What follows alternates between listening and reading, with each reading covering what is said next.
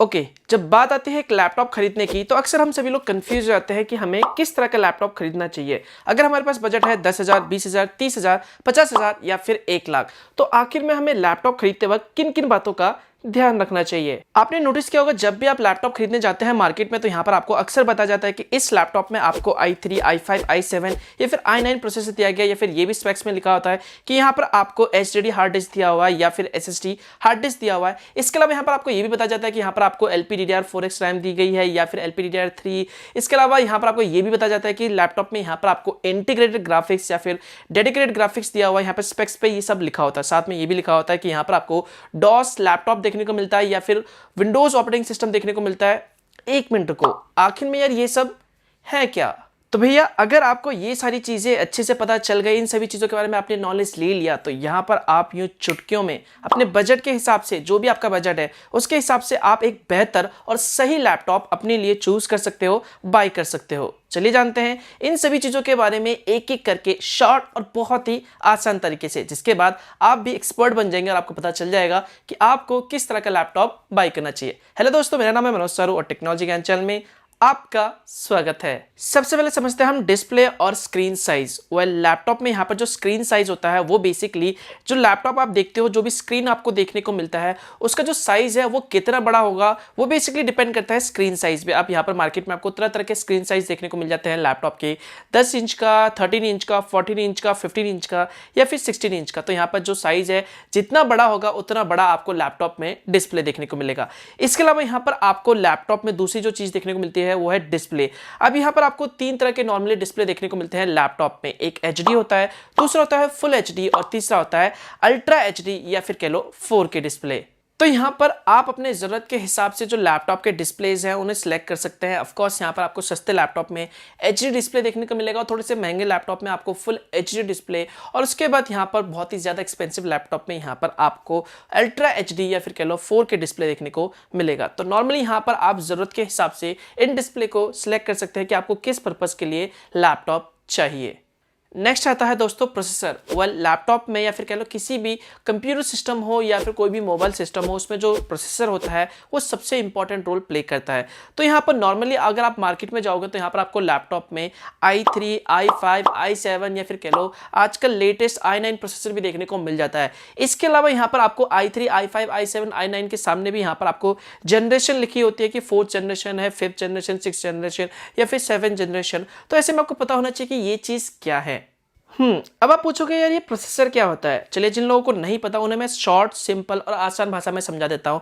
यहाँ पर आप प्रोसेसर को सिंपली कंपेयर कर सकते हो गाड़ी के इंजन से। अगर गाड़ी का जो इंजन है वो लेटेस्ट होगा, न्यू होगा, तो यहाँ पर जो गाड़ी है वो स्मूथली रन होगी, बीच बीच में रुकेगी नहीं। सेम इसी तरह लैपटॉप में अगर जो प्रोसेसर है वो लेटेस्ट टेक्नोलॉजी का होगा, नया जनरेशन का होगा, तो यहाँ पर जो लैपटॉप है वो अच्छी तरह स्मूथली रन करेगा, हैंग नहीं होगा। लेकिन वहीं पर अगर जो गाड़ी का इंजन है अगर वो पुराना हो गया है, बहुत 2-3 साल पुराना हो गया है, आउटडेटेड है, तो यहाँ पर जो गाड़ी है वो अच्छे से स्मूथली रन नहीं होगा और बीच बीच में कई बार रुक जाता है, खराब हो जाता है। सेम दोस्तों यही सिचुएशन है यहाँ पर लैपटॉप के प्रोसेसर के साथ। लैपटॉप का प्रोसेसर अगर नया है, लेटेस्ट है, तो ऐसे में लैपटॉप स्मूथली बहुत ही अच्छी तरीके से काम करेगा। लेकिन अगर जो प्रोसेसर है वो आउटडेटेड है, पुराना है, तो ऐसे में आपका जो लैपटॉप है वो हैंग होगा, जो एप्लीकेशन है वो स्लो लोड होगा, एप्लीकेशन अगर आप ओपन करोगे तो बहुत ही टाइम लेगा, हैंग करेगा लैपटॉप। समझ गए? तो यहाँ पर इन प्रोसेसर बनाने वाली कंपनियों के नाम है इंटेल और AMD। और नॉर्मली ये जो 2 प्रोसेसर कंपनियां हैं ये काफी ज्यादा फेमस है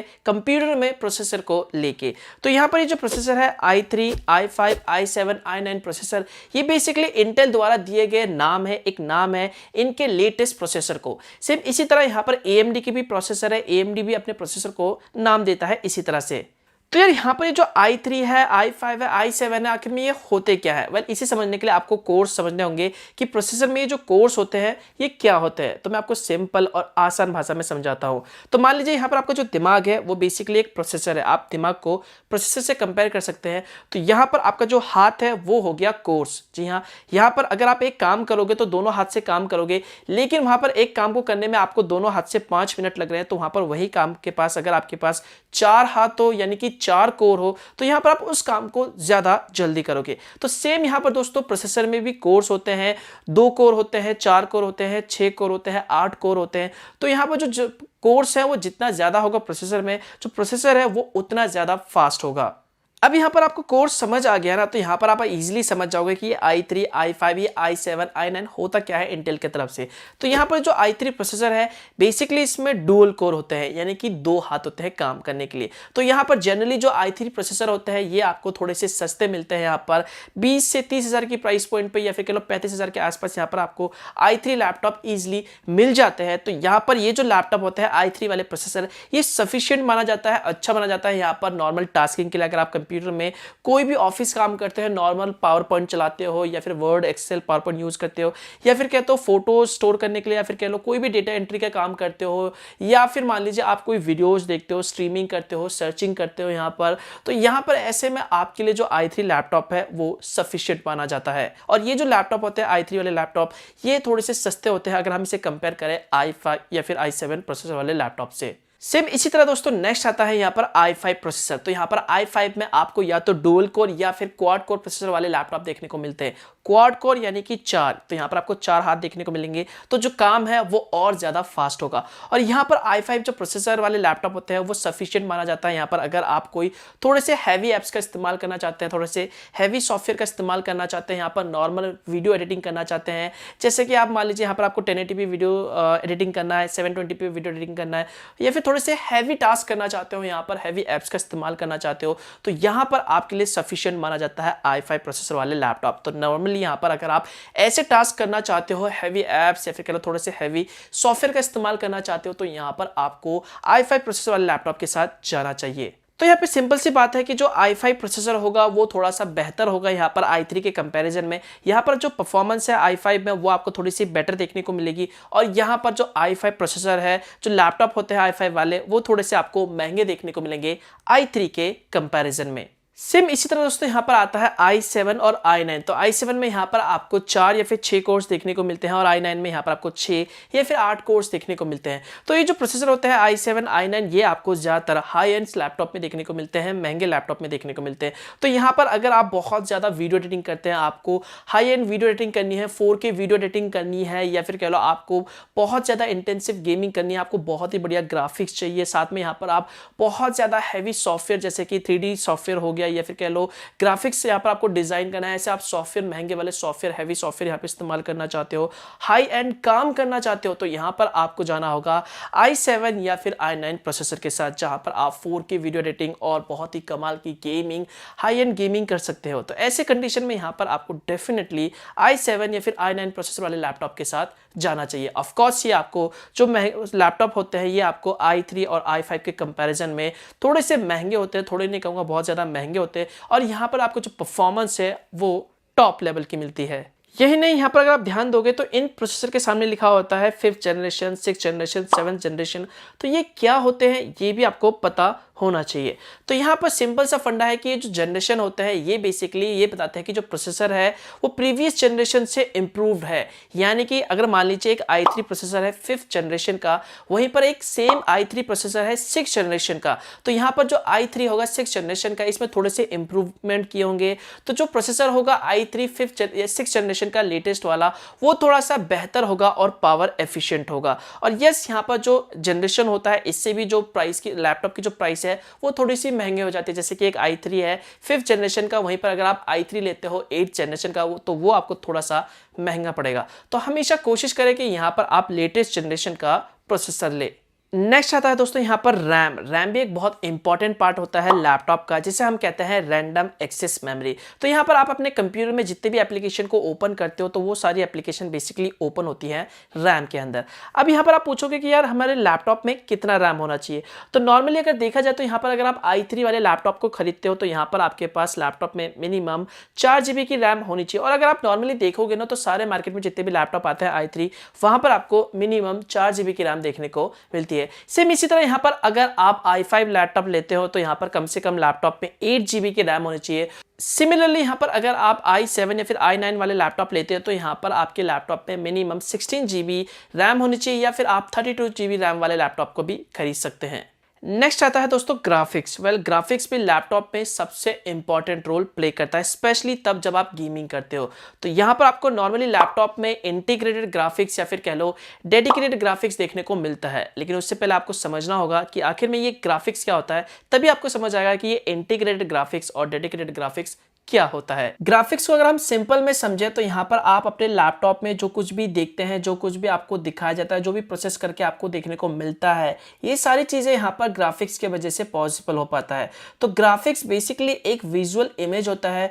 जो आप वीडियो गेम खेलते हो या फिर कोई भी वीडियोज देखते हो, तो यहाँ पर आपको जो कुछ भी दिखाया जाता है, ये जो सारा काम होता है वो बेसिकली ग्राफिक्स कार्ड का होता है। तो लैपटॉप में यहाँ पर आपको दो तरह के ग्राफिक कार्ड्स देखने को मिलते हैं, एक है इंटीग्रेटेड, दूसरा है डेडिकेटेड। तो यहाँ पर अगर लैपटॉप में लिखा हुआ है कि आपको लैपटॉप में यहाँ पर 2 GB का इंटीग्रेटेड ग्राफिक कार्ड देखने को मिलता है, तो इसका मतलब यह है कि यहाँ पर जो लैपटॉप का प्रोसेसर है वो बेसिकली रैम से 2 GB as a graphic card इस्तेमाल करेगा। जी हाँ, तो यहाँ पर कई बार क्या होता है, ये रैम को एज ए ग्राफिक कार्ड इस्तेमाल करने से CPU पे काफी ज्यादा लोड पड़ता है। इसी वजह से कई बार आप वीडियो एडिटिंग करते हो या फिर गेम्स खेलते हो, तो वहां पर कई बार आपको हैंग या फिर लैग देखने को मिलता है। तो हमेशा याद रखना, इंटीग्रेटेड ग्राफिक कार्ड अगर दिया हुआ है तो वहां पर जो वो प्रोसेसर है वो बेसिकली आपके रैम को ही एक ग्राफिक कार्ड की तरह इस्तेमाल करेगा।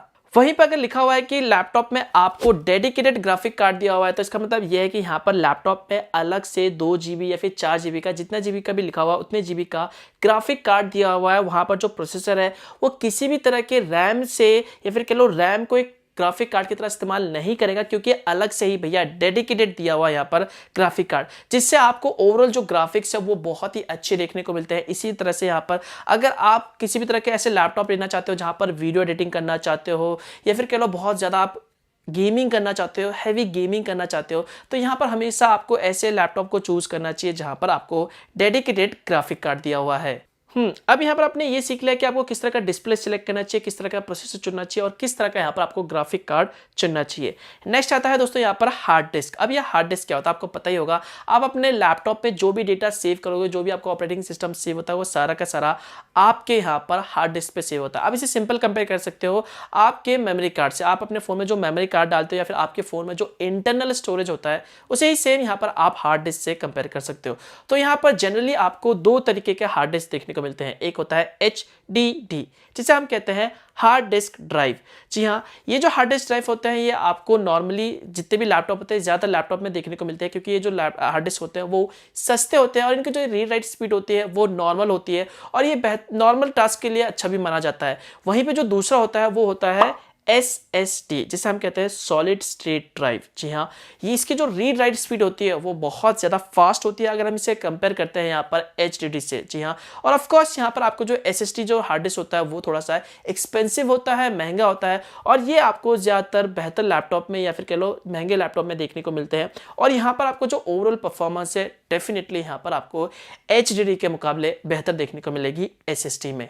इन सभी चीज़ों के बाद आता है यहाँ पर दोस्तों डोस और विंडोज। जी हाँ, अगर आप लैपटॉप खरीदने जाते हो तो यहाँ पर आपको 2 तरीके के लैपटॉप देखने को मिलते हैं, एक है डोस और दूसरा है विंडोज। तो यहाँ पर दोनों के बीच में आपको डिफरेंस पता होना चाहिए। तो जो डोस लैपटॉप होते हैं यहाँ पर नॉर्मली आपको जो यहाँ पर इंटरफेस देखने को मिलता है वो एक टेक्स्ट बेस पे होता है। मतलब पहले जो लैपटॉप आते थे वो नॉर्मली यहाँ पर डोस पे बेस पे आते थे। वहीं पर अगर आपको ऐसे ग्राफिकल यूजर इंटरफेस चाहिए जहाँ पर आपको सारी चीज़ें जैसे कि एप्लीकेशन का आइकन, फोल्डर का आइकन देखने को मिले, तो ऐसी जो चीज़ें हैं जो ग्राफिकल है, यूजर इंटरफेस है, वो आपको विंडोज में देखने को मिलती है। लेकिन अगर उसमें डोस लिखा हुआ है तो यहाँ पर आपको अलग से उस सिस्टम में विंडोज को इंस्टॉल करना होगा। तो यहाँ पर आप सिंपल से डोस और विंडोज लैपटॉप के बीच में डिफरेंस कर सकते हो। एंड ऑफ कोर्स यहाँ पर जिस लैपटॉप में विंडोज पहले से इंस्टॉल होगा वो थोड़ा सा आपको स्लाइटली महंगा देखने को मिलेगा डोस लैपटॉप के कंपैरिजन में। आई होप दोस्तों इस वीडियो में आपको बहुत कुछ ज्ञान मिला होगा। अगर हाँ तो वीडियो लाइक करके मुझे जरूर बताना, शेयर कर देना इस वीडियो को ताकि ज्यादा से ज्यादा लोगों तक जानकारी